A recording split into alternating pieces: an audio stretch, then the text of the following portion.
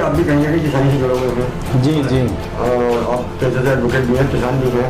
ये बताइए कि जो ये गवर्नमेंट ने जो ये स्कीम निकाली, मतलब जो कानून पास किया है किसानों के हित में, ये सही है या गलत? किसान इसको गलत बता रहे हैं और उसके मतलब जो विरोध कर रहे हैं। एक्चुअली आप देख रहे होंगे पूरे देश में, हाँ, इसका विरोध कुछ जगह पर खास जगह निश्चित हो रहा है।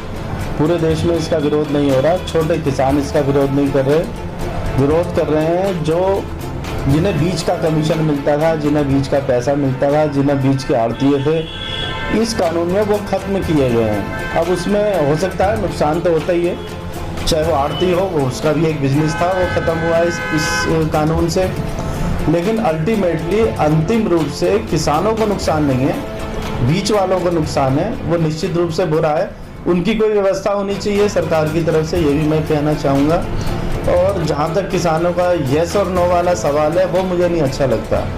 एक कानून जो संसद ने पास कर दिया, उसके ऊपर आप एजिटेशन करके ये कहें येस या नो, तो फिर तो लाइन लगी हुई है सारे कानूनों की। कल को कश्मीर से आ जाएगा 370 क्यों हटाई जी, इसे वापस ले लो। फिर 3 तलाक पे आ जाएगा, इसे वापस ले लो। फिर NRC आ जाएगा, इसे वापस ले लो। तो सरकार जो बैठी है, नुमाइंदगी कर रही है पब्लिक की, जनता की। जनता का अगर एक वर्ग या विशेष वर्ग या विशेष प्रभावित वर्ग अगर उसका विरोध करे, तो बातचीत तो सबसे अच्छा रास्ता है। और सरकार को मानना भी चाहिए इनकी बात को। जहाँ इन्हें शक होता है, जहाँ गुंजाइश है, कोई डर है, तो सरकार को निकालना भी चाहिए कि हाँ भाई ये चीज़ ऐसे। सवाल है कि मैंने कहा आप भी तो किसान हैं, आप विरोध करते हैं इसका या समर्थन करते हैं इसका कानून का? नहीं, मैं विरोध नहीं करता इसका। मैं इस बिल का विरोध नहीं करता, क्योंकि मुझे अच्छा लगता है कि मैं सीधा जाके किसी को भी, मैं आपको सामान बेच सकता हूँ, इनको बेच सकता हूँ, इनको बेच सकता हूँ, तो मेरे लिए छूट है। अभी क्या है, मुझे एक मंडी पे ले जाके एक निश्चित रूप से जो एक निश्चित रकम है, एक निश्चित दर है, उस पर मुझे बेचना है। जब खुला होगा तो मैं कहीं भी बेच सकता हूँ, बाहर भी बेच सकता हूँ, यहाँ भी बेच सकता हूँ, कहीं भी बेच सकता हूँ। ये इसमें छूट है पूरी तरह से।